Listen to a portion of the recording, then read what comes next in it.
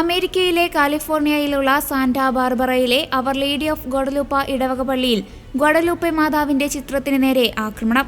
കഴിഞ്ഞ ദിവസം രാത്രിയായിരുന്നു സംഭവം. അക്രമിയെ പോലീസ് സംഭവസ്ഥലത്ത് നിന്ന് അറസ്റ്റ് ചെയ്തു.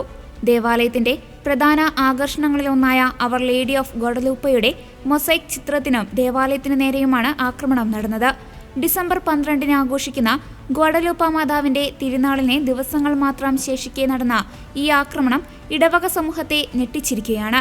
ദേവാലയത്തിന്റെ വാതിലുകൾ തകർത്ത് അകത്തു കടന്ന അക്രമി ചുറ്റിക ഉപയോഗിച്ച് ചിത്രം തകർക്കുകയും പള്ളിയിലെ ഇരിപ്പിടങ്ങൾ ഉൾപ്പെടെയുള്ളവ നശിപ്പിക്കുകയും ചെയ്തു. ചില്ലുകൾ തകർക്കുന്ന ശബ്ദം കേട്ട് സ്ഥലത്തെത്തിയ പോലീസ് ഉദ്യോഗസ്ഥർ ചുറ്റികയുമായി നിൽക്കുകയായിരുന്ന 53 വയസ്സുള്ള ആന്റോണിയോയെ പിടികൂടി.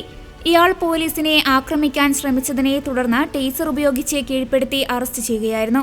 വിവിധ വകുപ്പുകൾ പ്രകാരം അക്രമിക്കെതിരെ പോലീസ് കേസെടുത്തു. ഈ അക്രമത്തിൽ $10,000 നഷ്ടമുണ്ടായെന്നാണ് പ്രാഥമിക വിലയിരുത്തൽ. ദേവാലയത്തിന് നേരെയുണ്ടായ ആക്രമണത്തിൽ അതിരൂപത ദുഃഖം രേഖപ്പെടുത്തി.